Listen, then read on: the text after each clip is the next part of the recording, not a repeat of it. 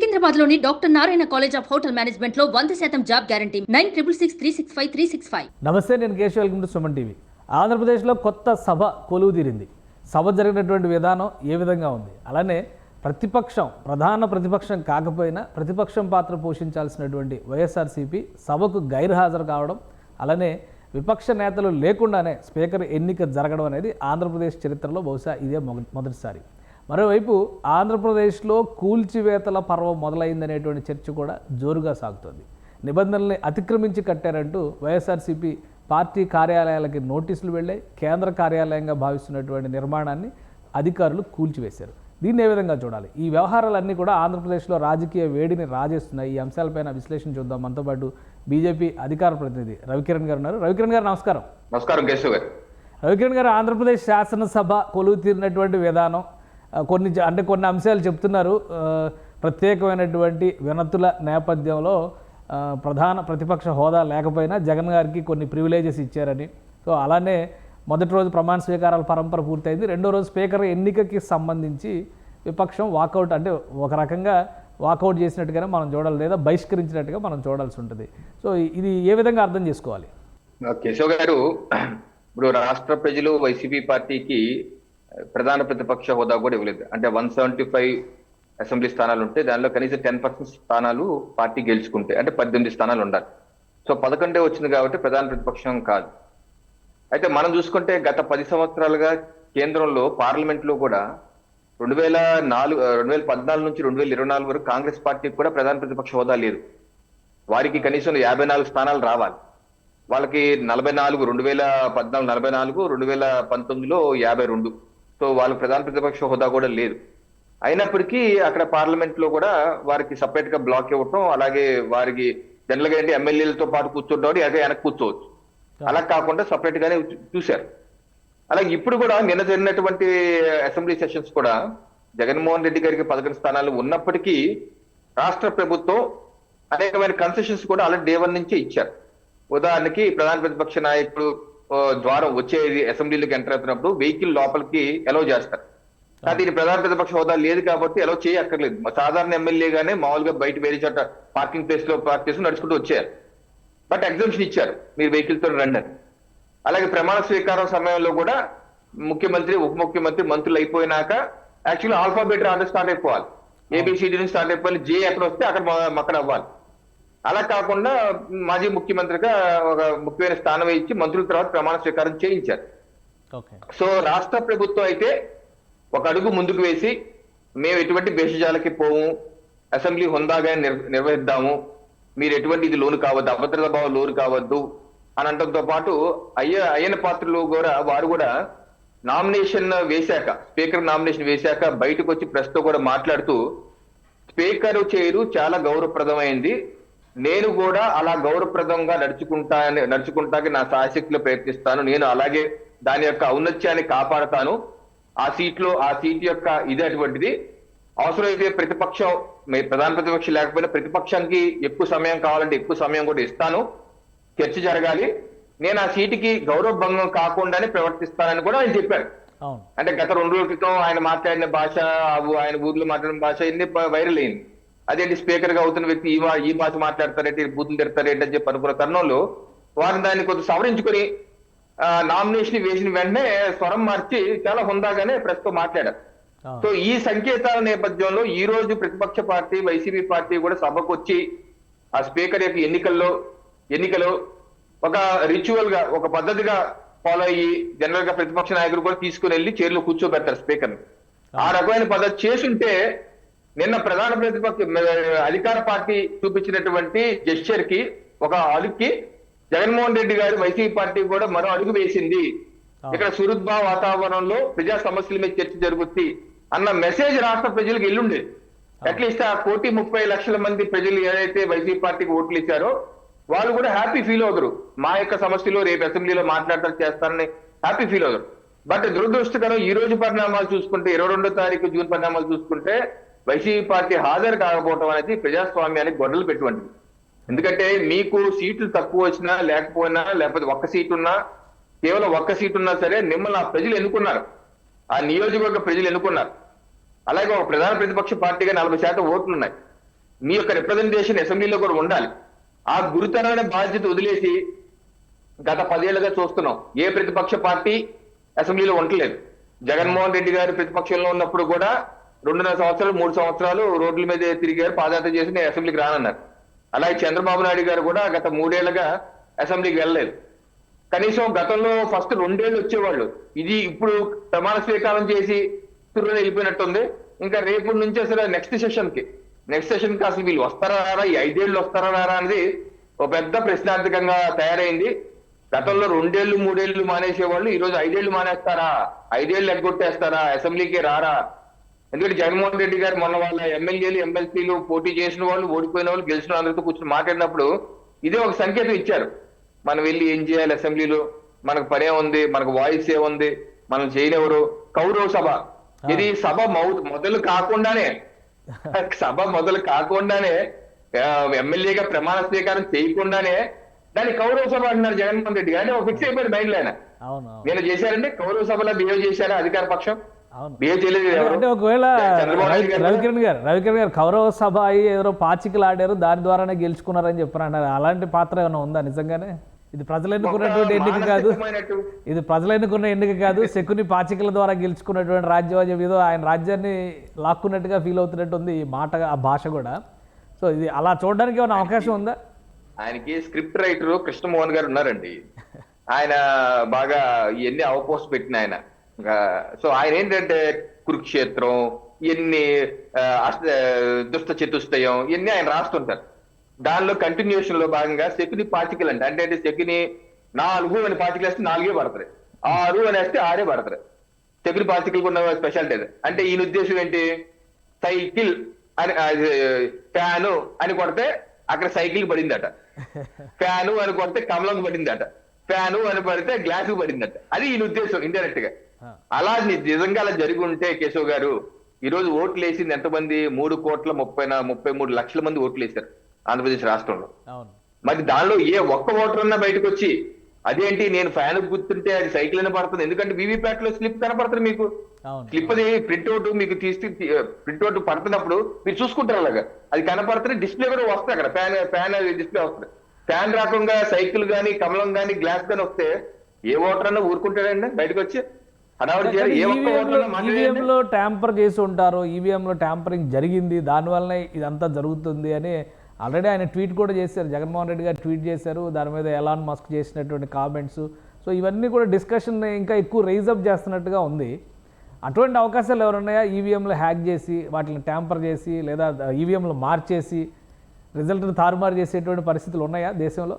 సరే, జగన్మోహన్ రెడ్డి గారు ఆడలేక మధ్యలో ఓడని తన యొక్క వైఫల్యాన్ని, తన పాలన యొక్క వైఫల్యాన్ని గుర్తించడానికి ఇష్టపడక గాంధారి లాగా గంతలు కట్టుకుని, నేను ఆయన మహాభారత లాంగ్వేజ్ చెప్తాను, గాంధారి గారిలా గంతలు కట్టుకుని కళ్ళున్న కబూదుల్లా ఉండి, అట్లీస్ట్ నేను ఎందుకు మాట్లాడినానంటే మీ పార్టీ నేతలే చెప్తున్నారు మీ యొక్క వైఫల్యం కారణం ఏంటి.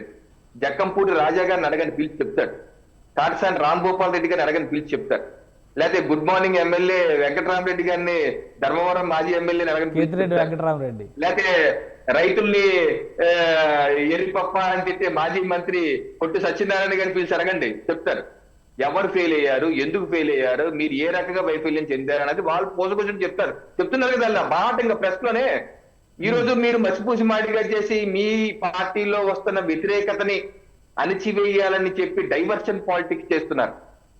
ఈ రోజు 2019 ఎలక్షన్ లో 151 సీట్లు మీరు గెలిచాక ప్రెస్ తో మాట్లాడుతూ ఏమి సూక్తులు చెప్పారండి? ఏ రకంగా చంద్రబాబు నాయుడు గారు ఈవీఎం అంటారు, ఇంత పారదర్శకంగా నిర్వహిస్తే అసలు మీ ప్రజల్లో ఇచ్చిన మ్యాండేట్ ని మీరు నమ్మరా అని చెప్పి తిట్టిపోసారు. ఆ రోజు మొత్తం ఎక్స్ప్లెయిన్ చేశారు ఏ రకంగా ఈవీఎం ప్రక్రియ, వెరిఫికేషన్ ఎలా జరుగుతుంది, కౌంటింగ్ ఎలా జరుగుతుంది, మొత్తం అన్ని అరగంటలు చెప్పారు ప్రెస్ కి. మరి ఆ వీడియో మీరు ఇంకోసారి చూసుకోవచ్చు కదా జగన్మోహన్ రెడ్డి గారు. మీరు ఈ రోజు ఇలాన్ మాస్క్ అంటున్నారు, ఇలాన్ మాస్క్ చెప్పింది ఏంటి? ఆయన అమెరికాకి అనుబంధంగా ఉన్న పోర్టోరికో అన్నటువంటి అమెరికాకి అనుబంధంగా దేశమే కథ ఎన్నికలు జరుగుతూ ఉంటాయి విడిగా. పోర్టోరికాలో ఎన్నికలు జరిగితే దానిలో ఈవీఎంలు సరిగ్గా పనిచేయకపోతే వీవీప్యాట్లు కౌంటింగ్ చేసి వెరిఫై చేసి రిజల్ట్ డిక్లేర్ చేసినప్పుడు ఆ పోర్టోరికా దేశ ఎన్నికల అధికారి మ్యానుఫ్యాక్చరింగ్ చేసే వాళ్ళు సరిగ్గా చేయలేదు, వాళ్ళు కంప్లైంట్ ఇస్తామంటే దాని మీద బేస్ చేసుకొని అమెరికాలో ఇండిపెండెంట్ గా ప్రెసిడెన్షియల్ ఎలక్షన్ కి పోటీ పడుతున్న జాన్ ఎఫ్ కెనడీ సంతతికి చెందినటువంటి రాబర్ట్ ఎఫ్ కెనడీ జూనియర్ అన్న వ్యక్తి ఒక ట్వీట్ చేశాడు. మనం పోర్టోరికాలో చేసి చూస్తున్నాం కదా, రేపు ఈ సంవత్సరమే మనం అమెరికాలో ఎన్నికలకు వెళ్ళిపోతున్నాం, మనకి ఈవీఎంలు ఎందుకు, పేపర్కి వెళ్తే బాగుంటుందా అంటే దానికి ఎలన్ మాస్క్ స్పందిస్తూ అవును నిజమే, ఆర్టిఫిషియల్ ఇంటెలిజెన్స్ కూడా వచ్చేసింది కదా, మనం పేపర్కి వెళ్తేనే బెటర్ అన్నారు. ఓకే, ఆయన అన్న మన దేశం గురించి కాదు, అంటే మన దేశంలో ఎలక్షన్స్ సంబంధించి ఆయన మన దేశంలో ఎలక్షన్స్ సంబంధించి రియాక్ట్ అయ్యారు, దానివల్ల ఇదంతా చర్చ నడుస్తున్నారు. దీనికి ఏం సంబంధం లేదంటే ఇండియా భారతదేశంలో జరిగినటువంటి ఎన్నికల గురించి స్పందించలేదా ఎలన్ మస్క్? దీని గురించి కాదండి, ఆ పోర్టోరికాలో జరిగినటువంటి ఎలక్షన్ మీద స్పందించారు తప్ప దీని మీద కాదు. అదుకో తోక అంటే ఇదిగో పులి అని ఇక్కడ కాంగ్రెస్ నుంచి ఊడిపడినటువంటి వైఎస్ఆర్ కాంగ్రెస్ పార్టీ, అలాగే కొన్ని ప్రతిపక్ష పార్టీలు, కొన్ని కోహనా మేధావులు, కమ్యూనిస్ట్ ముసుగులో ఉన్నటువంటి కోహనా మేధావులు, వీళ్ళందరూ కలిసి ఇదిగో చెప్పేశారు ఎలన్ మాస్క్, ప్రపంచ కుబేరుడు చెప్పేశారు ఎలన్ మాస్క్. ఒకటి కేశవ్ గారు ఆలోచించాల్సింది, అమెరికాలో గానీ పోర్టోరికోలో గానీ వాడే ఈవీఎంలు మన ఈవీఎంలు ఒకటేనా అన్నది మొదటి ప్రశ్న వేసుకోవాలి.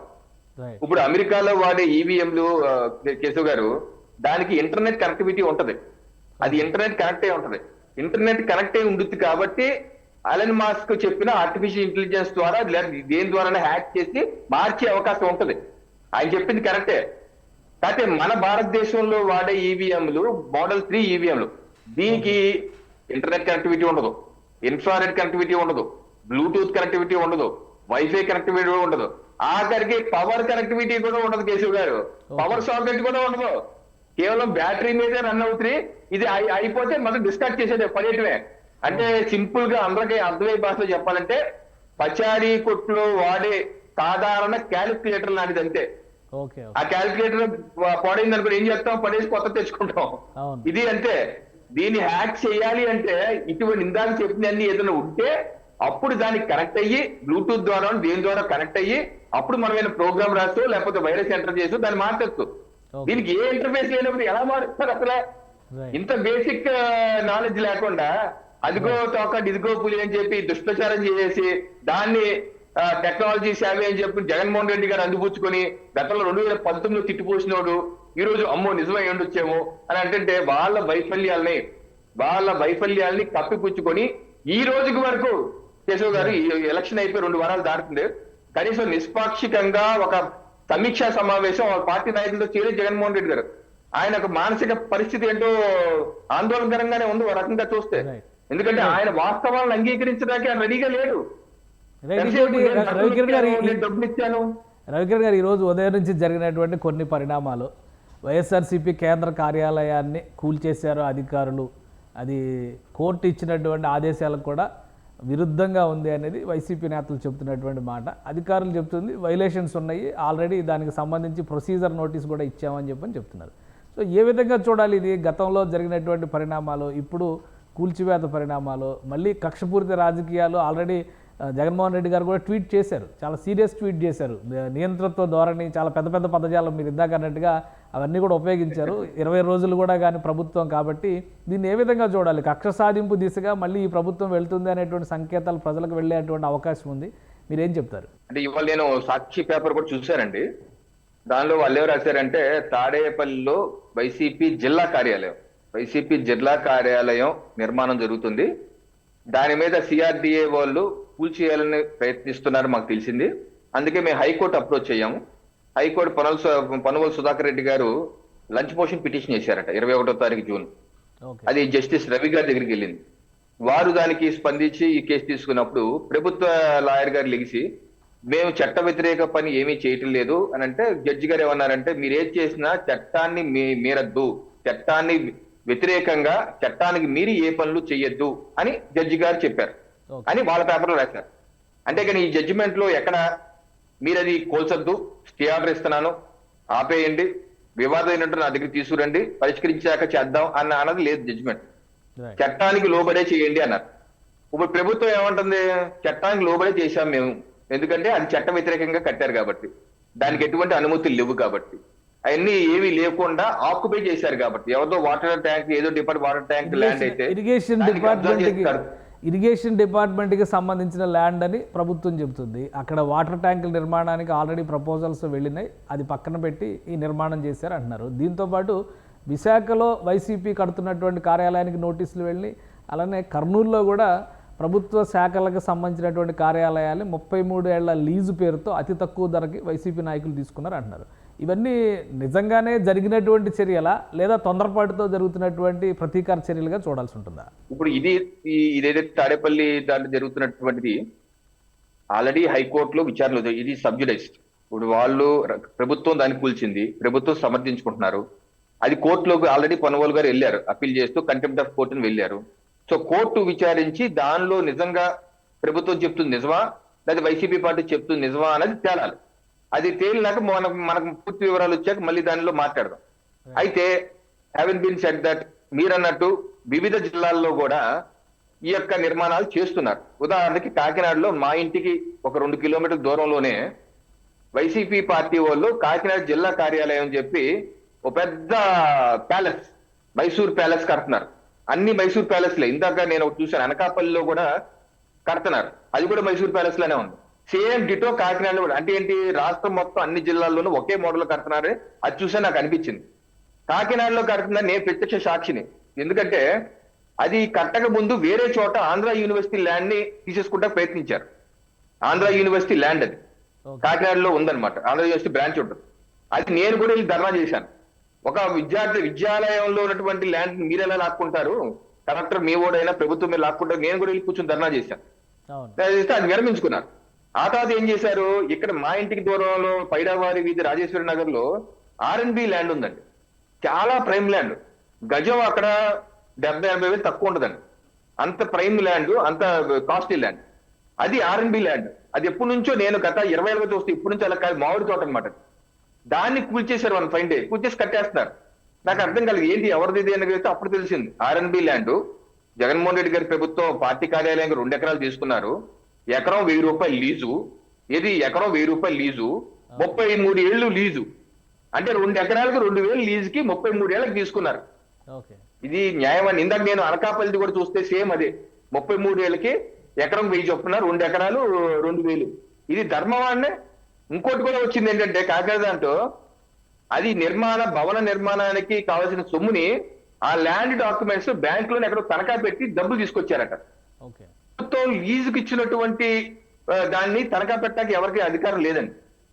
అలా బైపాస్ చేయటానికి ఇంకోటి ఏదో చేశారని ప్రజలు చెప్పుకుంటున్నారు. మాకున్న సమాచారం ఏంటంటే దాన్ని కలెక్టర్ గారితో ఏదో చెప్పించుకొని ఏదో చేసి మొత్తానికి బ్యాంక్ లో కూడా తనఖా పెట్టి డబ్బులు తీసుకొచ్చారని చెప్పేసి మాకున్నటువంటి సమాచారం. ఇదే ఫార్ములా రాష్ట్రం మొత్తం చేశారా, దీని మీద పూర్తి స్థాయి విచారణ చేయాలి రాష్ట్ర ప్రభుత్వం. ఇది పద్ధతి. ఇప్పుడు మేము కూడా భారతీయ జనతా పార్టీ మీ రిపోర్టర్ పంపించండి, చాలా చోట్ల సొంత బిల్డింగ్ కట్టుకుంటున్నాం.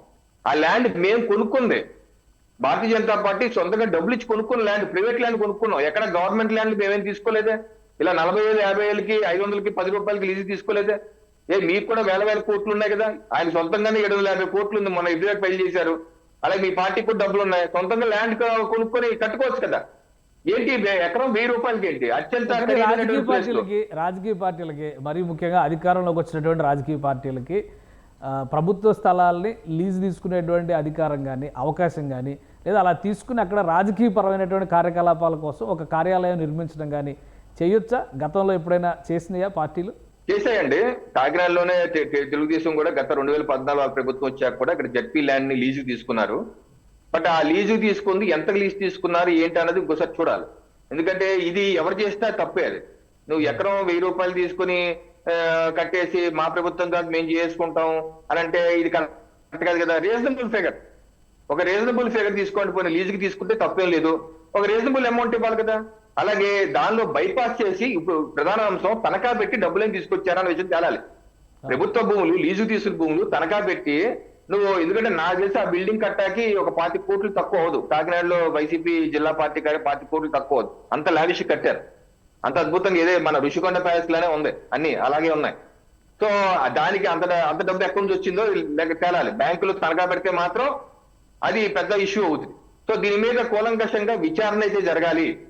అయితే మనం ఈ కూల్చివేత విషయానికి ఇప్పుడు ఏదైతే కూల్చివేత దాని విషయానికి వస్తే అది ఇరిగేషన్ డిపార్ట్మెంటే. అలాగే గతంలో జగన్మోహన్ రెడ్డి గారు వచ్చినప్పుడు కూడా ప్రజా వేదిక అన్నది కూడా ఆ ప్రాంతం కూడా కృష్ణా నది కరకట్ట లోపలికే ఉంటది, అది కూడా ఇరిగేషన్ డిపార్ట్మెంట్దే. అది కూడా అనుమతి ఏమి లేదు. ఎందుకంటే నేను వెళ్ళి చూశాను కూడా, అది కరకట్ట లోపలే మంత్రి సత్యనారాయణ రాజు గారి వీళ్ళంతా కరకట్ట లోపే ఉంటది. అంటే అదే కృష్ణానది పారే భూమిలో లోపల కట్టేశావు నువ్వు. ప్రజావేదిక కూడా అంతే అలాగే ఉంటది. దాన్ని జగన్మోహన్ రెడ్డి గారు కూల్చేశారు. ఏంటి ఇది అక్రమంగా కట్టారని. దాన్ని ప్రజలు ఎవరు హర్షించలేదు చాలా మంది. ఎందుకంటే ఇప్పుడు వైసీపీ పార్టీకి కానీ టీడీపీకి కానీ 40% ఓటు బేస్ అలాగే ఉంది. కాకపోతే ప్రభుత్వాన్ని మార్చాలా వద్దా అని డిసైడ్ చేసేది 10% ఓటే డిసైడ్ చేస్తుంది, అడిషనల్ 10% ఓటు. అది ఆ 10% ఓటు మాకు పడితే 164 ఇచ్చారు, వాళ్ళకు పడితే 151 ఇచ్చారు. ఆ 10% ఓటరు సున్నితంగా చూస్తున్నారు ప్రభుత్వ యొక్క పరిపాలన ఎలా ఉంటుంది, ఈ ఎంత పారదర్శకంగా చేస్తున్నారు, వీళ్ళు చేసే విధానం భవిష్యత్తుకు బాగుందా లేదా అనేది ఆ 10% గమనిస్తున్నారు. గతంలో జగన్మోహన్ రెడ్డి గారు అది ప్రజావేదిక కూల్చినప్పుడు కూడా ప్రజావేదిక కూల్చివేతకు సంబంధించి అది ప్రభుత్వ ధనం, ప్రజల ధనం కాబట్టి చాలా సులువుగా కూల్చేస్తారు. మీరు చెప్పినటువంటి లిస్టులో చాలా మంది ప్రముఖుల నివాసాలు అక్కడ ఉన్నాయని చెప్పి నోటీసులు ఇచ్చారు, కానీ ఒక ఇటుకరాయి కూడా ముట్టుకోలేదు. సో ఇక్కడ రాజకీయ పార్టీకి సంబంధించి జరుగుతున్నటువంటి అక్రమ నిర్మాణాలు, వీటిని కూల్చివేయడం పైన చర్యలు తీసుకోవడానికి, అంటే మీరు చెప్పినట్టుగా కోర్టు పరిధిలోకి వచ్చేటువంటి అంశాలు ఇందులో చాలా ఉన్నాయి కాబట్టి ఒకవేళ రాష్ట్ర వ్యాప్తంగా అలాంటి నిర్మాణాలు జరిగితే ఎలాంటి చర్యలు తీసుకోవాల్సినటువంటి అవసరం ఉంటుంది? అంటే ఇప్పుడు కోర్టులోకి వెళ్ళింది కాబట్టి, కోర్టు పరిధిలో ఉంది కాబట్టి, ఆల్రెడీ కూల్చేశారు కాబట్టి కోర్టు ఏం చెప్పుతున్నది మనం చూద్దాం. ఫైనల్ గా తప్ప ఒప్ప అని కోర్టు తేలుస్తుంది. అయితే ఇక్కడ సమస్య ఏంటంటే ఆ 10% ఓటరు ఇది అక్రమ కట్టడమా సక్రమ కట్టడమా అని చూస్తారా, లేకపోతే జగన్మోహన్ రెడ్డి గారిని చూసినట్టే ఇది కూల్చివేతల ప్రభుత్వం అని ఎలాగైతే స్టార్ట్ చేసి అలాగే ఆ ముద్ర వెళ్ళిందో అలా ఆ రకంగా ఈ 10% ఓటర్ చూస్తారా అనేది కీలకం. ఎందుకంటే అక్కడదే ఇరిగేషన్ డిపార్ట్మెంట్ అక్రమే, ఇక్కడది ఇరిగేషన్ డిపార్ట్మెంట్ అక్రమే అని చెప్పి ప్రస్తుతం అనుకుంటున్నాం. సో కూల్చివేతలతో ప్రారంభించడం అనేది ఏ రకంగా ఆ 10% ఓటర్ చూస్తారన్నదే ముఖ్యమండి. రైట్. ఇంకొకటి, విశాఖలో కట్టిన ప్యాలెస్ గురించి ప్రస్తావించారు మీరు. దాని పరిస్థితి ఏంటి? ప్రధానమంత్రి గారి కోసం కట్టేమంటున్నారు, రాష్ట్రపతి గారి కోసం కట్టేమంటారు? దీనిలో బీజేపీ కూడా ఆమోదం తెలిపిందా ఏంటి? బీజేపీ అధినాయకత్వం కూడా మీరు ప్యాలెస్ కట్టడమే వచ్చేటప్పుడు అని చెప్పి అడిగిందా? సార్ ఇప్పుడు ప్రధానమంత్రి గారు, రాష్ట్రపతి గారు, ఉపరాష్ట్రపతులు, గవర్నర్లు విశాఖ రావటం కొత్త కాదు. వాళ్ళకి చక్కటి సర్క్యూట్ హౌస్ ఉంది, అది కూడా కొండ మీదే సముద్రం కనిపిస్తూ చక్కగా ఎప్పుడు ఎటువంటి కంప్లైంట్లు చేయలేదు. మా ప్రధానమంత్రి గారు అయితే సింపుల్ గా ఒక బ్యాగ్ వేసుకుంటారు, ఒక షర్టును ఒక కోట్ ఉంటది వేసుకుని వేసుకుంటారు, ఆయనకి అక్కర్లేదు. సో ఇప్పుడు జగన్మోహన్ రెడ్డి గారు చేసిన పని, వారెక్కడ ఋషికొండలో గతంలో ఉన్నటువంటి టూరిజం బిల్డింగ్లు, నేను ఎప్పుడు వైజాగ్ వెళ్ళినా ఆ టూరిజం హోటల్కి వెళ్ళి కనీసం బ్రేక్ఫాస్ట్ లంచ్ చేస్తుంటాను. నాకు చాలా ఒక 20 ఏళ్ళగా అలవాటు ఉంది అక్కడ. కాకపోతే అది దాన్ని కూల్చేసి మొత్తం కూల్చిపడేసి అక్కడ ఏం కడుతున్నాం అన్నది పారదర్శకంగా చెప్పకుండా మరో టూరిజం బిల్డింగ్ కడుతున్నాం అనే చెప్తూ, ఏది కోర్టులకు కూడా మరో టూరిజం బిల్డింగ్ కడుతున్నాం అని చెప్తూ మొత్తం దాని మీద 450 కోట్లు అని ఒకళ్ళు, 350 అని 500 కోట్లు ఏదో వెచ్చించారు. ఇప్పుడు వెచ్చించినప్పుడు నిజంగా అయితే అది టూరిజం కోసం పర్యాటకం కోసం కట్టుంటే కేశవ్ గారు 12 గదులతోనే ఎవరన్నా 500 కోట్లు ఖర్చు పెడతారంటే 12 గదులకి 12 బెడ్రూమ్లకి 500 కోట్లు టూరిజం. పాత రిసార్ట్ లో 54 గదులు ఉన్నాయంట. అదే ప్రశ్న. టూరిజం కి ఏదన్నా 200 గదులు 300 గదులు ప్లాన్ చేసుకుంటారు, 12 గదులకు 500 కోట్లు ఇవ్వడం బుద్ధిలోనే ఖర్చు పెడతాడండి. సో అది అయిపోయింది. టూరిజం మంత్రిగా చేసిన రోజా గారు ప్రారంభోత్సవం చేశారు. ఎప్పుడైతే ఫిబ్రవరి 2024లో రిబ్బన్ కటింగ్ చేసేశారు. ఆ రోజు ఆవిడ తర్వాత కూడా చెప్పింది ఏంటంటే, మేము ఇది టూరిజం కి రిసార్ట్ కూడా కట్టాం, అయితే త్రిసభ్య కమిటీ వేశాము, సీఎంఓ గారికి విశాఖపట్నంలో ఉంటే ఏది బాగుంటుందో అని, వాళ్ళు ఇది కూడా పరిశీలించి ఇదైతే బాగుంటుంది అన్నారు. సో అది సీఎంఓ కార్యాలయంగా తర్వాత నుంచి ఆయన వాడుకుంటారు అని కూడా ఆవిడ చెప్పేశారు. ఆన్ ది రికార్డు ఉంది. అంటే ఇప్పుడు ప్రశ్న ఏంటంటే, ఒక సీఎంఓ ఉంటాకి నా 500 కోట్లు లేకపోతే ఎన్ని వందల కోట్లతోనే మీరు అంత ప్రజాధనాన్ని దుర్వినియోగం చేసి సీఎంఓ ఉంటాకి చేయవలసిన అవసరం ఏంటి? ఒక బాత్ టబ్ కోసం 36 లక్షలు ఖర్చు పెట్టాలా? ఒక షాండ్లియర్ లైటింగ్ కోసం మీరు 30-40 కోట్లు ఖర్చు పెట్టాలా? ఒక లెవలింగ్ కోసం 100 కోట్లు ఖర్చు పెట్టాలా? ఒక ల్యాండ్స్కేపింగ్ కోసం 50 కోట్లు ఫారెన్ నుంచి ప్లాంట్లు తీసుకుని అక్కడ పెట్టాలా? మీ సొంత బిల్డింగ్ అయితే ఎవరు అడగడండి. ఇప్పుడు మైసూరు నేను వెళ్ళాను, జగన్మోహన్ రెడ్డి ప్యాలెస్ అని బోర్డులు కూడా ఉంటాయి రోడ్ల మీద, జగన్మోహన్ రెడ్డి ప్యాలెస్ ఇటు దారి అని ఉంటుంది. అప్పుడు మనం జగన్మోహన్ రెడ్డి ప్యాలెస్ ఉంది కదా, నేను అక్కడ వరకు వెళ్ళలేదు అనుకోండి, మెయిన్ రోడ్ లోనే ఉంటది. మీరు అలాగే జగన్మోహన్ రెడ్డికి సొంతం కట్టుకుంటే ఎవరేం మాట్లాడరు. రవికిరణ్ గారు కట్టుకున్నారు, లేదా చంద్రబాబు గారు కట్టుకున్న సొంతం, కానీ నీ ఇష్టం, నీ డబ్బు నీ ఇష్టం, ఏం చేసుకోవాలి. బట్ ప్రజాధనాన్ని వాడుతూ 12 గదుల కోసం బాత్టబ్ లో 36 లక్షలు ఖర్చు పెడుతూ ప్రజాధనాన్ని దుర్వినియోగం చేయవలసిన అవసరం, ఆగత్యం ఏమొచ్చింది మీకు? అంత అహంకారమా? అంటే ఒక నీరో చక్ర మనం ఇది ఒక సద్దాం హుసేన్ ప్యాలెస్ లోనో లేదా గడాఫీ ప్యాలెస్ లోనో చూస్తాం. ఇటువంటి ప్రజలకి డిక్టేటర్ ప్రపంచంలో ఎవరో డిక్టేటర్ దేశాలు ఎలా ఉంటాయని ప్రజలకు నేనేదో బంద్ ఇచ్చాను, ట్యాంకర్ తో నీళ్లు ఇచ్చాను, వాళ్ళు ఉంటాకి చిన్న గుడిసి కట్టాను అని చెప్పుకుంటూ వీళ్ళు విలాసవంతమైన జీవితాలు అనుభవిస్తారు. ప్యాలెస్ లో చూస్తూ ఉంటాం మనం. ఆ రకమైనటువంటి మనస్తత్వం కనబడుతుంది ఇక్కడ. రేటంటే ఇప్పుడు ప్యాలెస్ మీద కూడా చర్యలు తీసుకునే అవకాశం ఉంటుందా? ఈ ప్యాలెస్ మీద కూడా చర్యలు తీసుకునే అవకాశం ఉంటుందా? దీన్ని ఏ విధంగా ఉపయోగిస్తారు అసలు? నెక్స్ట్ పర్పస్ ఏం ఉపయోగిస్తారు, ఎలా ఉపయోగిస్తారు ప్రభుత్వం చూడాలి. ఎందుకంటే 12 గదుల్ని దేనికి ఉపయోగించాలి? ఇందాక నేను చూశాను, ఈడీ కేసుల్లో అరెస్ట్ అయిన జైల్లో ఉన్నారు, తిహార్ జైల్లో. అతని పేరేదో ఆయన ఏదో లేఖ రాశాడు ముఖ్యమంత్రి చంద్రబాబు నాయుడు గారికి. నాకు ఇచ్చే నేను కొనుక్కుంటాను, మార్కెట్ కన్నా శాతం కన్నా 20% ఎక్కువ తీసుకోండి, నేను కొనుక్కుంటాను లెటర్ రాశారు ఈ జైల్లో ఉన్నవాడు. సో అలాగా ఏ జైలుకో ఎవరికో అమ్ముకోవాలా లేదా ఏం చేయాలి? అంత విలాసవంతమైనది కట్టవలసిన అవసరం ఏంటి? అంత డబ్బు ఖర్చు చేయాలి అంటే ఆయన ఉండటానికి కేవలం సీఎంగా ఆయన ఉండటానికి అంత విలాసవంతం అవసరం. అలా అమ్మినా కానీ సుకేష్ చంద్రశేఖర్ లాంటి వాళ్ళు కొనుక్కున్నా కానీ అది ప్రైవేట్ ప్రాపర్టీ అయిపోయే అవకాశం ఉంటుంది కదా. కూల్చిన భవనాల విలువ కానీ ఆ స్థలం విలువ కానీ టోటల్ కొండనే వాళ్ళకి ప్రైవేట్ ప్రాపర్టీ చేసినట్టుగా ఉండదా? ఎవరన్నా కొనుక్కోవడానికి వచ్చిన ఆయనకి ఏదో అమ్మేస్తున్నారు చేసేస్తారని కాదు నా ఉద్దేశం. ఒకవేళ ప్రభుత్వం కన్సిడర్ చేయాలన్నా కానీ ప్రైవేట్ ప్రాపర్టీ అయిపోయేటువంటి పరిస్థితి ఉండదా? ఉంటుంది. ప్రభుత్వం మాకు అక్కర్లేదు, దీనివల్ల ఉపయోగం లేదు, దీని ఏం చేయాలి మాకు అర్థం కాదు. ఎందుకంటే మనమే అనుకున్నాం టూరిజం డిపార్ట్మెంట్ తీసుకుని ఏం చేయాలండి? అది ఎవరికి ఇవ్వాలి? ప్రధానమంత్రి రాష్ట్రపతి సంవత్సరానికి ఒకసారి 2 ఏళ్ళకి ఒకసారి వచ్చేదానికి 1 గంట ఉండేదానికి అది అవసరమా? అంత అవసరం అంతకన్నా బ్రహ్మాండం లేవా? వైజాగ్ లో ఉన్నాయి కదా. సో దాన్ని ఏ రకంగా వాడాలి అన్నది ఒక పెద్ద మీమాంస. దాన్ని ఏ రకంగా వాడాలో తేలిస్తే మేము వాడగలితే వాడతారు, ఓకే. మరి వాడటానికి అవకాశం లేకపోతే కనీసం ఎవరికైనా లీజుకో రెంట్కో లేకపోతే అమ్మేటో ఏదో చేయాలి. సో నేనంటే ప్రధానంగా ప్రజాధనాన్ని దుర్వినియోగం చేశారు జగన్మోహన్ రెడ్డి గారు. ఇది మెయిన్ వారు చేసినటువంటి తప్పుదాం. ఏంటి, ఎవరిని వెళ్ళనివ్వకుండా కన్స్ట్రక్షన్ టైంలో ఎవరిని వెళ్ళనివ్వకుండా అక్కడ పవన్ కళ్యాణ్ గారు వెళ్తానంటే కూడా ఆపేసి ఆయన అరెస్ట్ చేసి ఒక ఏగనే దోమలు కూడా వెళ్ళనివ్వకుండా పరదాలు కట్టేసి చేసిన నిర్వాహకం అది. ప్రజాధనంతో చేసే పని ట్రాన్స్పరెంట్ గా ఉండాలి. ఎప్పుడు ట్రాన్స్పరెన్సీ లేకుండా ఈ రకంగా దుర్వినియోగం చేసి ఒక పైశాచిక ఆనందం పొందడం ఇది ఆక్షేపణ. దేశవ్యాప్తంగా చర్చ జరుగుతుంది. నేషనల్ మీడియా కూడా ఇది ఢిల్లీలో శీష్ మాల్ కట్టారు ఎవరో అరవింద్ కేజ్రీవాల్. ఏదైతే సీఎంఓ ఆఫీసే ఆమ్ ఆద్మీ పార్టీ సామాన్యుల పార్టీ ఆయన ప్రతిపక్షంలో ఉన్నప్పుడు కూడా అసలు ఏం ఒక్కరు ముఖ్యమంత్రి చాలా సింపుల్ గా ఉండాలి అన్న వ్యక్తి ఆయన యొక్క భవన రీవ్యాంప్ కే కొన్ని కోట్లు ఖర్చు పెట్టేశారు. ఆయన కూడా ఇలాగే బాత్రూమ్ కి ₹1,00,000 ఖర్చు పెట్టాడు. పెద్ద ఇష్యూ అవుతుంది నేషనల్ లెవెల్. నార్త్ లో అది నేషనల్ ఇష్యూ అయితే సౌత్ లో ఇది నేషనల్ ఇష్యూ అయింది. ఈ సమంజసం కాదు. ప్రజాధనాన్ని ఈ రకంగా దుర్వినియోగం ఎవరు చేసినా తప్పే. రైట్. థ్యాంక్ యూ రవికిరణ్ గారు, మీ అభిప్రాయాలు తెలియజేసినందుకు. ఇది ప్రజాధనం దుర్వినియోగం చేసేటువంటి విషయంలో ఏ పార్టీని కూడా ఉపేక్షించాల్సినటువంటి అవసరం లేదని బీజేపీ నేత రవికిరణ్ చెప్తున్నారు. మరోవైపు ఆంధ్రప్రదేశ్లో అసెంబ్లీ జరిగినటువంటి విధానం హుందాగా ప్రారంభమైంది. అయితే విపక్షం కూడా ఆ స్థాయిలోనే వ్యవహరించి ఉంటే బాగుండేది.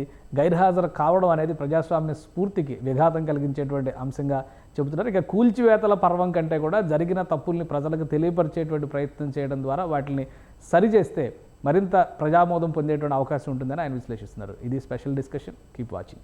సుమన్ టీవీలో మీ పర్సనల్ అండ్ బిజినెస్ ప్రమోషన్స్ కోసం కింది నెంబర్కి కాంటాక్ట్ చేయండి.